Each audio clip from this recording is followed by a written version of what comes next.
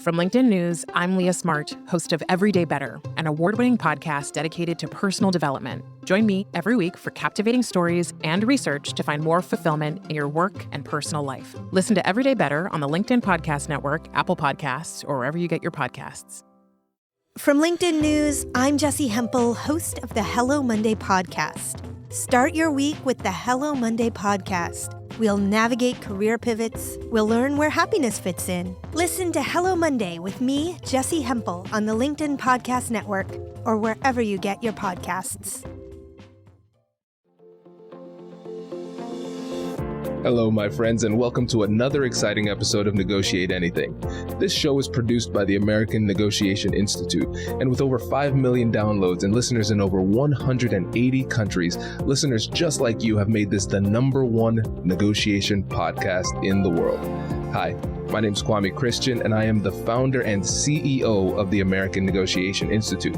Here at ANI, we believe that the best things in life are on the other side of difficult conversations, and we are passionate about providing you with the best content that will help you to make your difficult conversations easier, both at work and at home.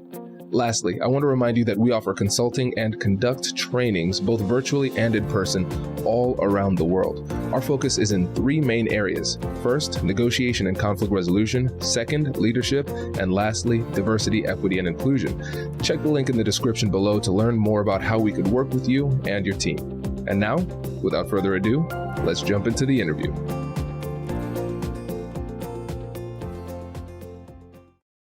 Kenji, thanks for joining us today. Thank you so much for having me, Kwame. Oh, it's my pleasure, my friend. So how would you get us started by telling us a little bit about yourself and what you do? My name is Kenji Yoshino. I'm a law professor at NYU. Specifically, I'm the Chief Justice Earl Warren Professor of Constitutional Law. But perhaps more importantly for these purposes, Kwame, I'm also the faculty director of the Meltzer Center for Diversity, Inclusion, and Belonging. This is great. And it's refreshing to have somebody else who has the legal background. And your career is really impressive. I mean, I even think back to con law when I was taking constitutional law and just how challenging it was. So to talk to a professor who has this background, not just on the legal side, but also has the heart for DEI and a focus on how to have those conversations. This is a beautiful combination. Thank you. Yeah, so let's jump right in and talk about the book. Say the Right Thing. Tell us about that. So this book really came out of my executive director, David Glasgow, and my belief that there are tons and tons of allies out there. So as the political writer, Matt Iglesias has said, what we're experiencing right now is a great awakening. And I mean woke there in its positive original sense rather than its distorted, more contemporary sense. And what he means is that this is a really interesting time where non-Black people are going to Black Lives Matter rallies, men are going to the Women's March in Washington, straight and cisgender people are standing up for the LGBTQ plus community in ever greater numbers, and people without disabilities are standing up for people in the community with disabilities. So it's a really hopeful time, despite all the noise that we hear, where people who don't belong to particular groups are stepping in and stepping up to actually be allies to those groups. And one of the things that David and I found in this hopeful moment was that we weren't realizing its full potential because so many people who wanted to be allies said, I want to do the right thing, I want to step in, but I'm terrified of one thing in particular. And we heard this over and over again. I'm scared of saying the wrong thing. I'm scared of saying something inappropriate and hurting someone I care about. Realistically, I'm also scared that I'm going to get canceled myself if I say something in the wrong way. So we wrote this book in order to provide some, hopefully, comfort and safety for those people who want to do the right thing by giving them some guardrails around how to say the right thing. I love this. I'm smiling for a number of reasons. First, because you're absolutely right. This is necessary. We need to have the skills to have these conversations. Second, people want to be involved, but they struggle to get involved because they're afraid of saying the wrong thing. And then third, there was a selfish smile because so last year I had my second book came out, How to Have Difficult Conversations About Race. And it's just validating to see the research that you did is showing what I found as well when it comes to the reasons why people have the conversation. And I'd be interested to hear your perspective on this little element, because there's that fear. So many people would say that fear of saying the wrong thing that holds people back. What I found is that a lot of times they themselves cannot even identify a specific conversation that they had that went poorly, but they are still afraid, even though it might not have actually personally happened to them. I totally agree with that. And I should say, at the outset that I'm so delighted to be with another lawyer. And I also have just as much to learn as to teach here, I suspect, if not more so, given that your prior work. So I really look forward to this conversation as well. And I would say that people are often unable to even articulate what they're feeling, much less, drill down to the level of a specific conversation. So oftentimes it's just this inchoate sort of discomfort that people keep alluding to of, I'm really uncomfortable. And one of the things that we really try and do at our center is to say, look, just what are you feeling? And people really can't articulate it. And so we have to make it multiple choice, Kwame. We have to say, is it fear? Is it guilt? Is it anger, or is it hopelessness? Because in our experience, those are the dominant emotions. Fear would be what we're just talking about. I'm going to get canceled. Guilt would be, well, maybe people are right in what they say about me. Maybe I do harbor these unconscious or maybe even conscious biases about others. Hopelessness is, I'm never going to get this right. When I speak up, people tell me to shut up and share the air. Right? When I'm silent, people tell me silence is violence, right? And then I need to actually do better. And, let's see, what did we do? Fear, anger, guilt, and hopelessness. Anger, I guess, is the one that we've left out, is this notion of, I'm furious, right? A lot of times people are just so angry that they feel like they have been burned in the past, right? Or they're angry because they feel like their own group or their own identity is beleaguered in American society. And, oftentimes they can't distinguish or disambiguate those four emotions. So the first step is really just being able to name it. And then we have some control over it. It pushes it up from our reptile brain into our more conscious brain where we can manage it. But I agree with you. Once you actually get it out in the open, it's actually rare that people are able to say, here's a conversation or here are the life experiences that led me to have this fear, for example. But we regard that to be a really hopeful thing, because once you understand that there is no real basis in your personal experience for that fear, that can actually give you a lot of courage. Absolutely. And it takes a lot of courage first to even go through this introspective process to figure out what it is that we're feeling. Because when we feel that discomfort, a lot of times we just we don't want to explore it. We're like, I feel bad when I think about this, so I'm not going to think about this anymore. So I'm glad we're starting here, because naming it, I mean, this is classic psychological research. We name it to tame it. When we actually articulate how we're feeling and name those emotions, then we can start to become better able to control and manage them, so we can then overcome them. Exactly right. And, we actually, in the first chapter of our book, describe those, let's flee from this conversation reaction, and these four reactions that we call ADDA behaviors, which is avoid, deflect, deny, and attack. So if someone comes to me and says, Kenji, you were in the hiring committee for the law school last year, and the diversity numbers of the candidates you hired were terrible, do better. I would hope that I would be able to have the resilience and the curiosity in order to respond to that in a mature and level-headed way. But in point of fact, it's quite likely, more likely than not, that I will react in one of those four ways. So avoid would be, look at the time, I have another meeting to go to, can't have this conversation, right? Deflect would be, oh, I really appreciate that conversation, but I don't really appreciate the tone in which you put it. I thought it was a little inappropriate, thereby, changing the topic of the conversation from the substance to the tone in which it was framed. Deny would be, I deny that you have a legitimate case. So if I say something like, oh, I don't think diversity should play any role in our hiring, it should be based on merit alone.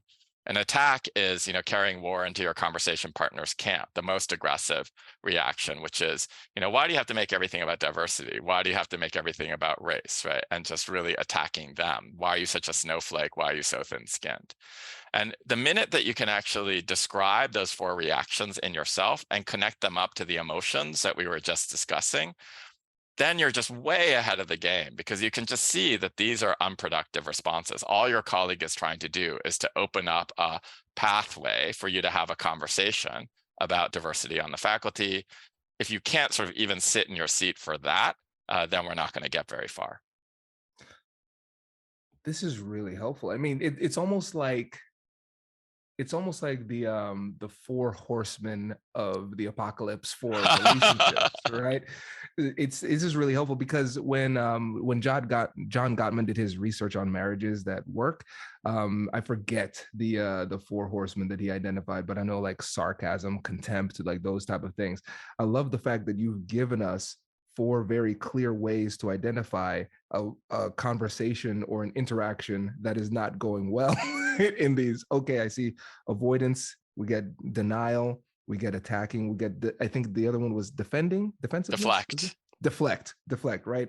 And so I think one of the things that's so powerful about this is that if we all just slow down and look into the mirror, we have all demonstrated these behaviors. We probably did it today in some capacity, Kenji. And it helps us to recognize that, again, we have to take responsibility for the quality of these conversations. So if somebody demonstrates this behavior, we should be able to say, hey, I saw this coming. These are predictable responses, and I have the tools to overcome this. But then for ourselves, we can slow down and actually take that look in the mirror and say, you know what? This is, I'm doing this, I'm attacking, I'm avoiding, and it can help us to course correct in the moment and get the conversation back into moving into a productive direction. Does your company invest in professional development training? If you believe that your team would benefit from a negotiation workshop, all you need to do is go to our website, fill out the workshop request form, and then we'll set up a time to chat. These workshops are completely customizable, and we've done them all around the country. Negotiation and conflict resolution skills are beneficial across all professions, but they're especially useful in procurement, purchasing, sales, sourcing, and contract management. Our calendar is filling up quickly, and we even have some workshops scheduled for next year. If you think you might want one, I'd suggest reaching out soon so you don't miss out. Check out the link in the description to learn more, and we will be right back after this.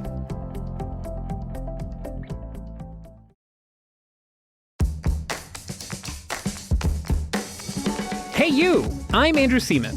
Do you want a new job? Or do you want to move forward in your career?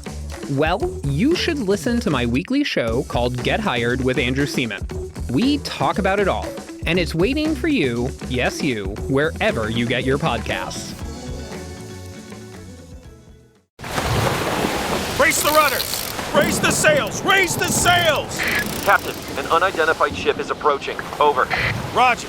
Wait, is that an enterprise sales solution? Reach sales professionals, not professional sailors. With LinkedIn ads, you can target the right people by industry, job title, and more. We'll even give you a $100 credit on your next campaign. Get started today at linkedin.com/marketer. Terms and conditions apply.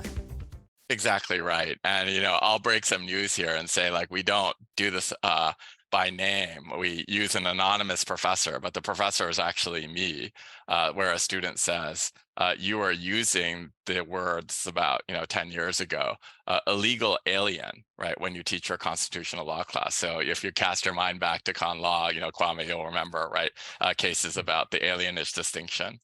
And again, I would have expected and hoped for better for myself, but I said, I'm going to defend myself and say, this is what the Supreme Court uses. So are you saying that it's wrong to quote the language from the Supreme Court? And the student was like, yes, kind of, right? Like, we shouldn't take their judgments for our judgments. And at a minimum, just, use their language when you're quoting from the case. But, when you're using your own, terminology, use your own terminology, right? And then again, I would have hoped that I would have been able to rise above and to listen to this critique.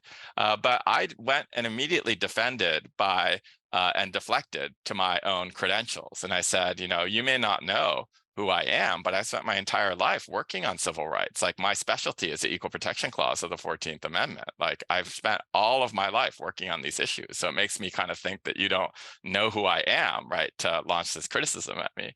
And the poor student was like, no, I do know about all that stuff. And that's exactly why I was surprised to hear you use this term, which is disfavored.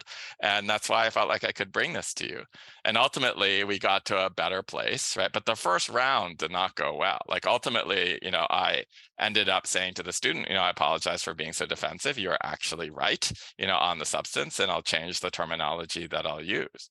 But I tell stories like that, Kwame, not to kind of self-flagellate myself, but simply to open up the space to say, I have been in the diversity and inclusion space for a number of years now. I'm still making these mistakes. I'll do that, till the day I die. And so the point here is not to be perfect. The point is to be able to identify when we've fallen short of our own ideals and to be able to correct it.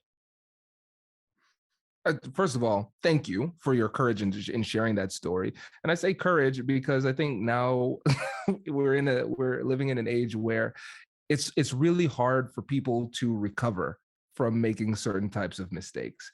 And I think let me actually say it this way. There is a perception that it's hard to recover from making certain types of mistakes because the punishment for saying the wrong thing, cancellation, those types of things, that's real. And it can come swift and forcefully, right? But you're living your ethos by actually saying, hey, I make a mistake. I make mistakes and I still will. Here's an example. And I think the most encouraging part about this is that you said the first round did not go well, but you recovered by apologizing and the conversation ended up in a positive space. So we will make mistakes throughout life, but we'll also make mistakes throughout these conversations. But if you have the right skills and the right mindset, you can course correct in the moment and get things back on track. Exactly right. And one of my huge role models in this space is a wonderful scholar, a psychologist, who's a colleague of mine at NYU named Dolly Chugh. And one of the things that she does is in her classes, she puts up a slide of a professor and she says, here's a day in the life of a professor. She said, this professor confused two people of the same ethnicity and called them repeatedly by each other's names. This professor misgendered a student. This professor laughed repeatedly at inappropriate jokes about identity. This professor had a syllabus that was stacked towards dominant groups without any justification for why that needed to be. And you probably see where this is going, Kwame. The next slide is, and that professor was me. And I think what an incredible act of courage, as you put it, and role modeling for her students to say, none of us need to be perfect. None of us can be perfect in this space, right? But all of us can get better. And part of getting better is sort of admitting when we've made mistakes and trying to improve rather than bunkering down and trying to pretend that we have it all sewn up, because none of us do. So, one of the things that David and I are really trying to argue for is a gear shift from, cancel culture to something that we call coaching culture. So I hasten to add that as critics of, cancel culture, we're pretty mild. Sometimes people do engage in egregious behavior over time, and then the so-called cancellation is just consequence culture. But for the vast majority of people of goodwill, cancel culture is really inappropriate and unproductive. Because someone makes one mistake and then they risk being ostracized for that one mistake. And our criticism of that kind of cancel culture is really twofold. One is that it's indiscriminately punitive, so it's unfair. And then the other one is that it's actually, in the end, not very practical because it doesn't teach us any skills, because being ostracized is not the same as being taught a skill.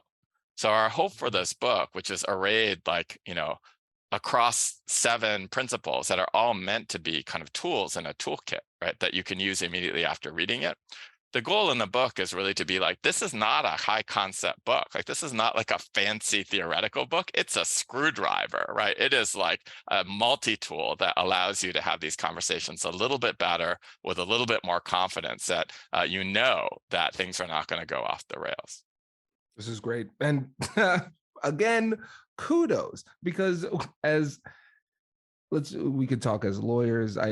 I'm an adjunct. I'm not a full professor, but from coming from academia to a certain extent here too, there is a lot of pressure in these professions that really love prestige to make things almost difficult to access in order to amplify that level of perceived prestige, right? So for somebody at your level with your credentials to write a book that is a screwdriver and not a theoretical manifesto, again, that takes courage, because at the end of the day, what we want to do is we want to give people the tools to be able to have these difficult conversations more effectively. You can read the book and you can do the things. And so many of the books that are, well-meaning in nature often make the concept so inaccessible and so theoretical that it makes it impossible for somebody to actually put it into practical action in their lives. Yeah, thank you for seeing that so clearly, because it was, the cause of some sleepless nights where I was thinking like, if you look at my early work, I was insecure and the words were very, very long, right? And the sentences were very, very obscure because I was trying to protect myself in exactly the ways that you described. So I knew that the right decision was to make this to meet the need that I saw that was out there. So what problem am I really trying to solve here? The problem is not like I need people to respect me more as an academic. The problem was like I'm trying to solve a societal issue that I see where people of really goodwill are still terrified of having these conversations. And what would the world look like if those individuals felt like they could be mobilized to live up to their ideals rather than living under their ideals, right? So that was the goal. And I did, in candor, have some sleepless nights over whether or not my reputation would take a hit, because, it is a really kind of basic, there are bullets at the end of every chapter. It's a really short, you can read it on a plane flight kind of book. But, to their credit, my colleagues have been really wonderful about it, at least to date, right? It came out in February, so we'll see, I guess, Kwame, maybe it will come later. But people have been really, really supportive of it because they see what we're trying to do, right? And they understand that if we want to meet the need, this book is for really, really busy people in all walks of life who are not necessarily going to have your legal training or my legal training, right? And so it's really important that we meet the reader where that reader is, and to be as kind of plain-throated and as helpful and as relentlessly practical as possible. I love this. This is great. And let's get into the principles, because there are 3 principles of the book that I want to make sure that we can cover here. So we have cultivate curiosity, disagree respectfully, and apologize authentically. So let's just run through some of those. Absolutely. So cultivate curiosity is one of my favorite principles here, because I think oftentimes we think that we are much better prepared for these conversations than we actually are until things go disastrously wrong, right? And so one of the things that we were thinking about is, where do the gaps in knowledge lie? And one gap in knowledge is where you know that you don't know something. Like, if I raise my hand to be an ally to the neurodiverse community, and then I start having the conversation, and then suddenly I realize, gosh, I just don't know enough to be an effective ally here.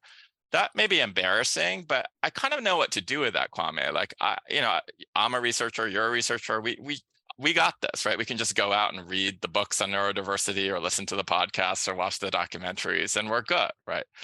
The really hard question that we came across with the curiosity chapter was, what happens when you don't even know what you don't know? This is Donald Rumsfeld's famous distinction between the known unknowns and the unknown unknowns. So the unknown unknowns are the trickiest because you're ignorant of your own ignorance, and you don't even know what you don't know.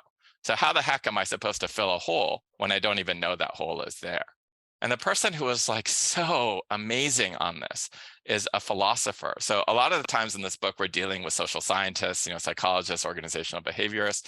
But here, the humanities saved us, because this philosopher named Christy Dotson, who's an epistemologist, says, whenever you're in an identity conversation, and you may not know until the minute the issue arises that you're having an identity conversation, a conversation about our demographic differences, she says, here's one line of advice for you: put yourself in a nuclear physics seminar.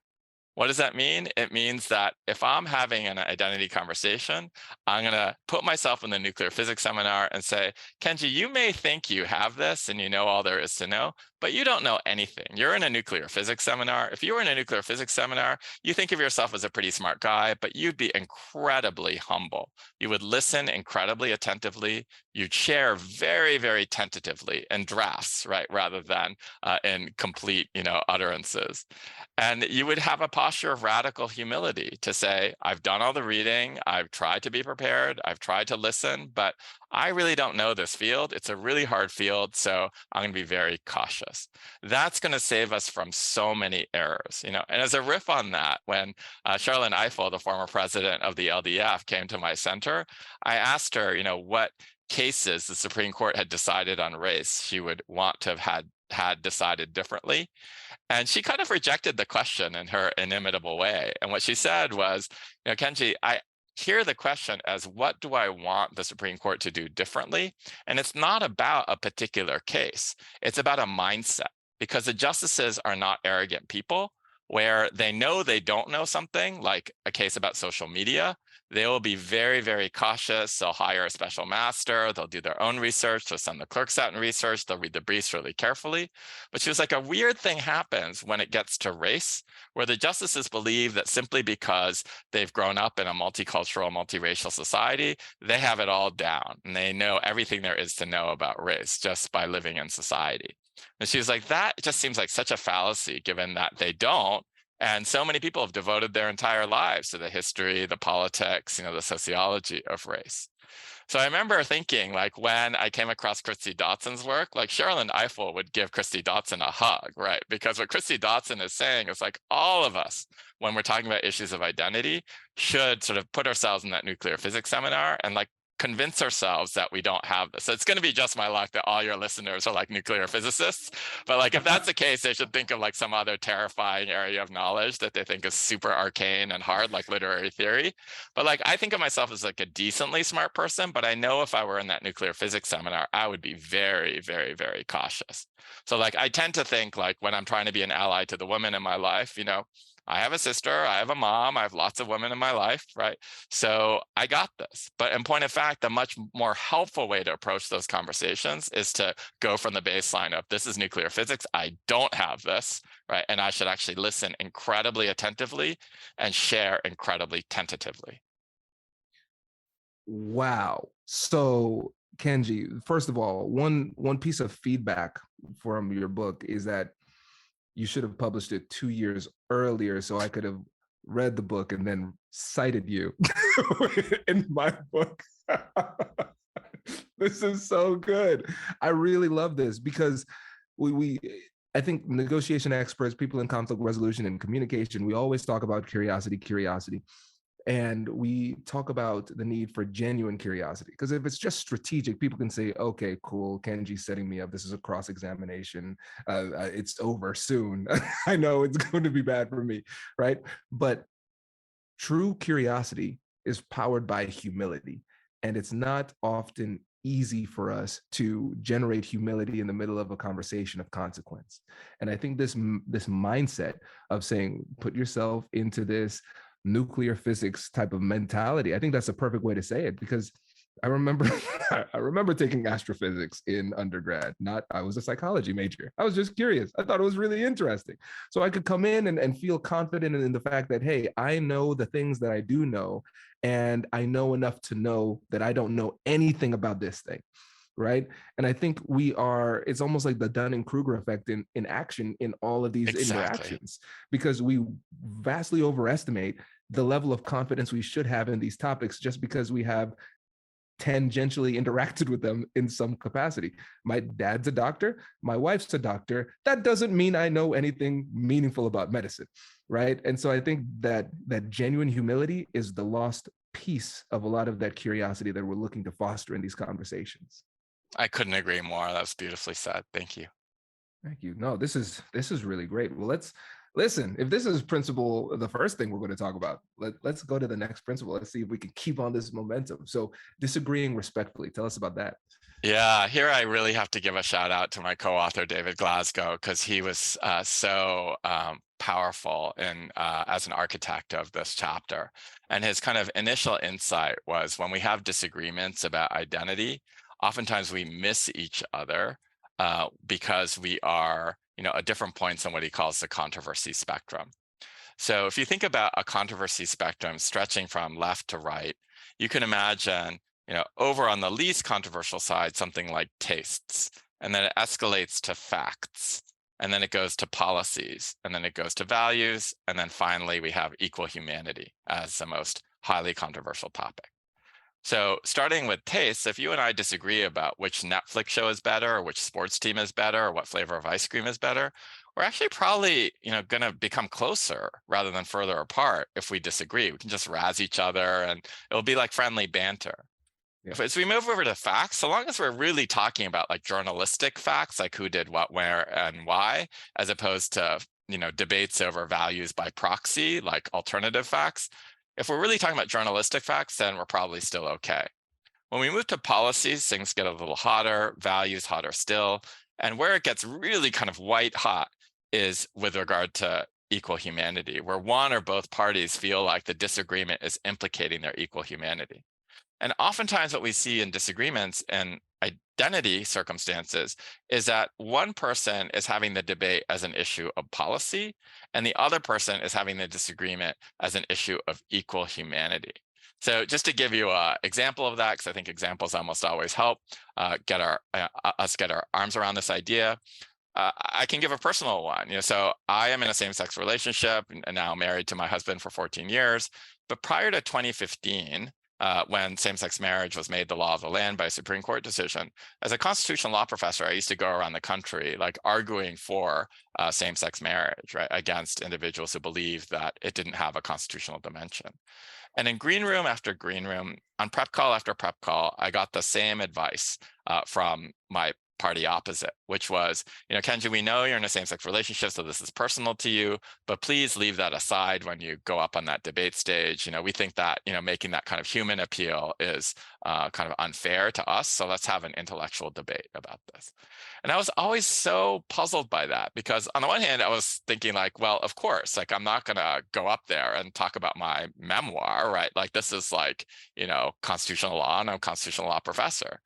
But on the other hand, I was also thinking like you could have done yourself so much good, and I don't think you would have deprived yourself of a single substantive argument if you had been able to acknowledge that we are at different points on this scale.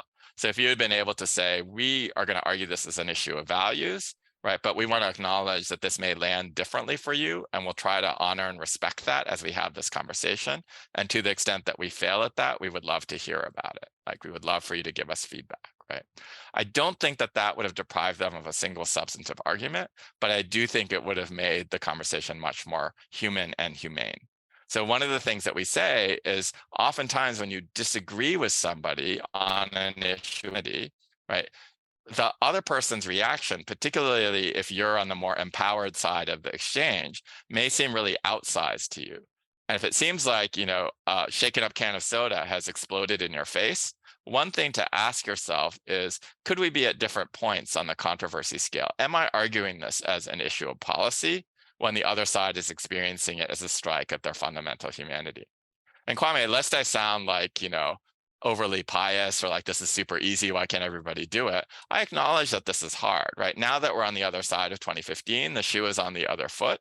And the people that I'm debating in legal circles are people who want exemptions from laws of general applicability now that, same-sex marriage is the law of the land. So the Christian baker, right, is debating me, or his lawyers are debating me saying, we don't want to have to bake the cake. We want a religious exemption from this non-discrimination law.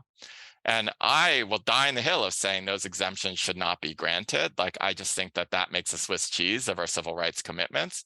But in these conversations, I have to take my own medicine. And in those green rooms and in those prep calls, I try to say in some way that is appropriate to the occasion, I acknowledge that I'm arguing this is a matter of policy, but I want to acknowledge that for you, it may feel like an issue of equal humanity because this is about your capacity to live out your faith in the public sphere. And I think I understand where you're coming from, and I want to honor that as we have this conversation. My priors are my priors. I've thought deeply about this. I'm not going to change, I don't think, anything that I believe, right, with regard to the right outcome in these cases, but that doesn't mean I can't acknowledge your equal humanity stakes in this conversation.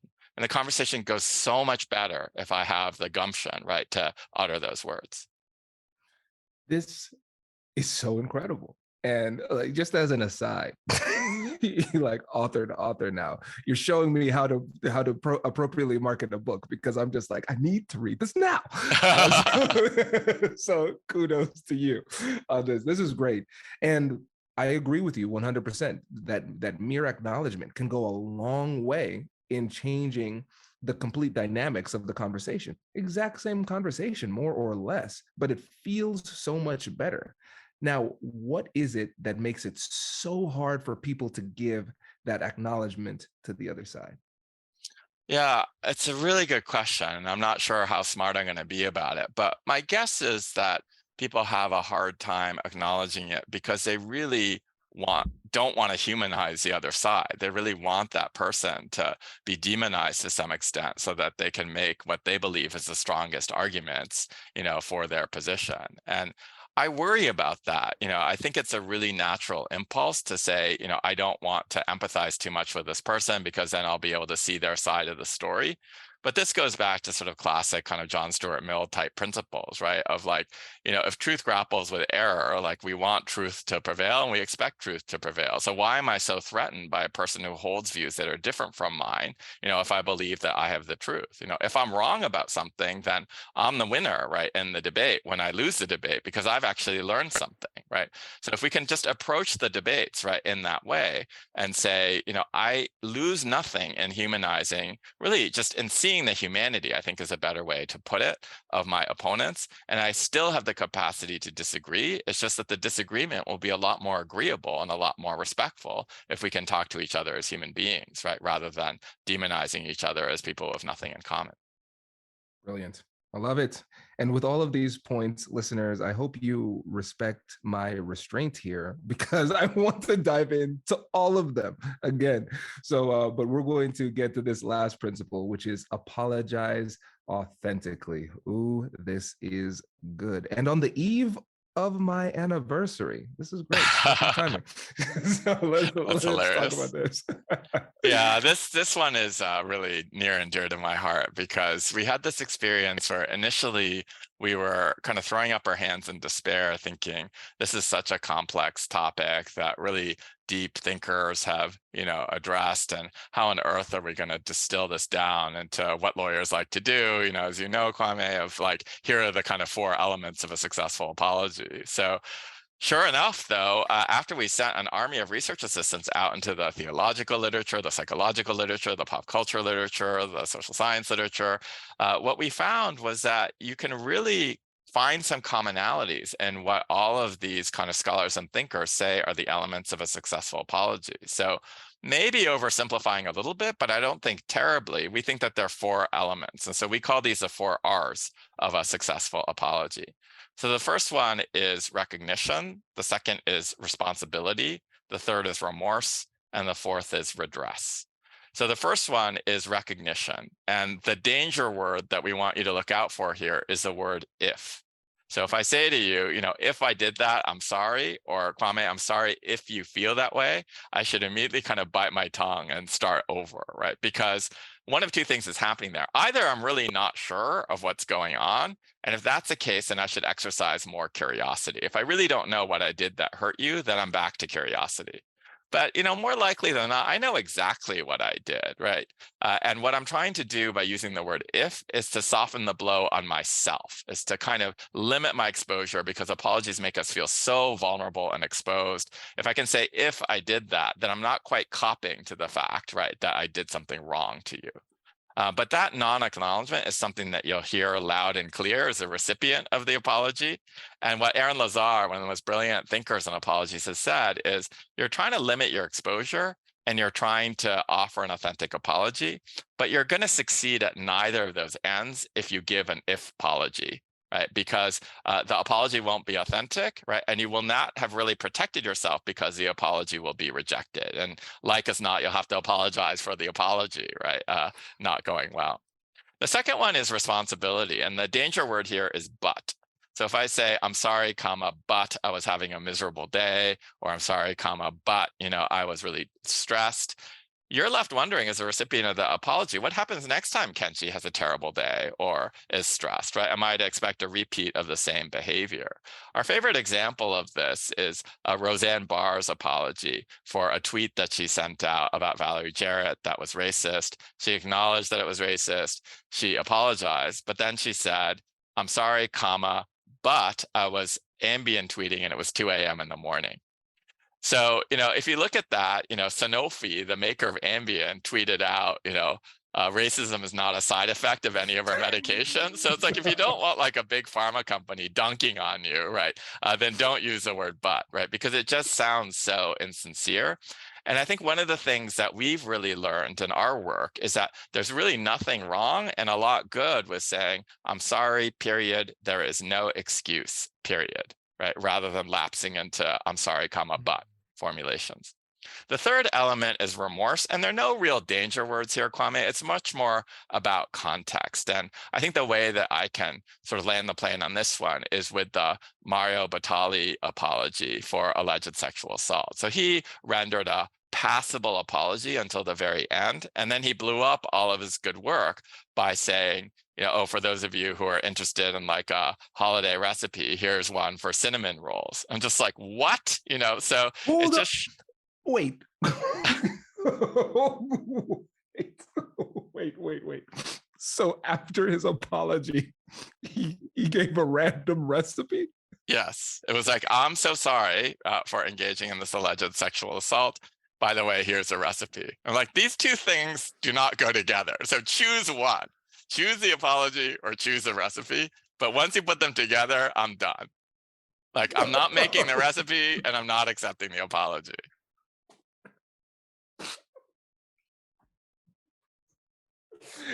Kenji, I just imagine somebody really mad listening to the apology like, oh, okay, this is good. Well, you know what? Now I'm going to make some cinnamon rolls. This is That would be a much more evolved person than I am capable of being at this point. Yes.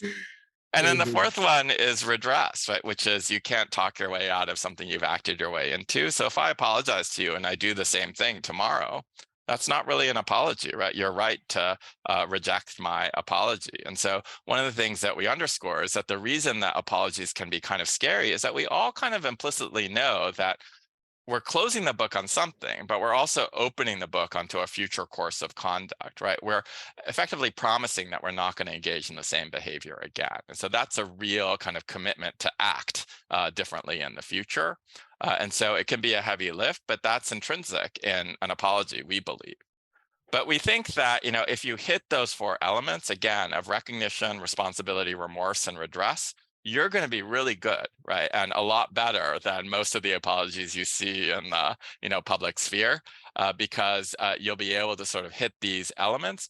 I loved what you said earlier about strategic apologies. We're not in the business of offering up these four elements of a strategic, of an apology for strategic purposes. What we're trying to do really is to say, here are the elements of a strategic apology. Can you authentically adhere to them? So if I think like, oh, like I can't really take responsibility for this, right? And my tell is that I'm using the word but a lot. And so I don't really feel like I owe this person an apology because I don't really feel like I was responsible. Well, at that point, we would much rather have you say, I can't meet one of the elements of a successful apology. What does that tell me? It may tell me that what I really want to have is a respectful disagreement rather than an authentic apology. And we would prefer you to have that respectful disagreement over the inauthentic apology anytime. Again, one of those situations where I'm going to need to use restraint, Kenji, because you know what? If you accept my invitation, I'd love to have you back on because there's so much to explore with this. And I think that's really important, this last point, because we're not suggesting that you apologize for things that were not wrong. If you genuinely don't believe then you were wrong, I think this is an opportunity to have a conversation. And I think that's really empowering for people, because I've seen that in a lot of situations where somebody says, this person thinks I did something wrong and they're wanting an apology. I genuinely, upon reflection, don't believe that what I did was wrong. And what you're saying here is that that's fine. Now you have an opportunity to have a respectful disagreement. I think this is a really, really important fork in the road for a lot of relationships and conversations where people understand now I still have a viable option that can still leave the relationship intact. Exactly right. And we hear, so first of all, I should say extremely yes. Anytime you want me back, as my kids say, extremely yes to that. But I also feel exactly that this is a really important sort of fork in the road where people often ask us, like, am I allowed to disagree? So a student kind of broke our hearts, and we write about this in our book, when he came to us, both of us, after an event and said, I made a comment and as a man, and a colleague of mine as a woman thought I was being sexist, and I didn't think I was being sexist. Am I allowed to disagree? And it broke our hearts because we're like, of course you're allowed to disagree. You're in an institution of higher learning. Even if you weren't, like, you should be allowed to disagree for the sake of your own integrity and authenticity. Right. But we also got where he was coming from, not just, this notion of, the climate that we're in and cancel culture and self-preservation, but also from this notion. And I believe he was really coming from this place of curiosity of, like, I don't have a woman's lived experience. And so therefore, like, I may need to defer to her. I could be wrong about this. But, sharing tentatively that you disagree is something that we all have to be able to do. And put a little bit more sharply, Kwame, if we shut down the capacity of people to disagree in these conversations, we're also shutting down drastically the number of conversations that are going to be had about identity. Because if people feel like their only options are going to be to, like, nod in agreement, right, or to roll over and apologize, they're not going to want to enter into these conversations. Sometimes our integrity and our authenticity demand that we be able to disagree. And even if we're wrong, to say, I could be wrong, right, but I just don't see it that way. Of course, we have to be able to say that in these public debates. This is so good. Kenji, I appreciate you. And listeners, for those of you who say this episode is too long, I don't apologize. I respectfully disagree. That's a mic drop right there. And so before you go, Kenji, please remind the listeners about the book and how they can learn more about your work. Yes, absolutely. So the book is called Say the Right Thing: How to Talk About Identity, Diversity, and Justice. And David and I are both, available on the NYU website. If you just Google Kenji Yoshino or David Glasgow and NYU, will pop up. Perfect. Kenji, really appreciate you. Thanks for all your great work. I appreciate you, Kwame. Thank you so much. Congratulations, you've just joined an elite club. By listening to a full episode, you're now officially on the Negotiate Anything team. So welcome aboard. What most team members do is they subscribe to the podcast because that allows them to automatically get the latest episodes of the show. The best things in life lie on the other side of difficult conversations. Keep learning, keep practicing, and keep getting better. Your relationships will improve, your career will soar, and you'll have the confidence you need to get the most out of these crucial conversations. Again, thank you for joining the team. We're excited to have you, and I will see you in the next episode. I'll catch you later.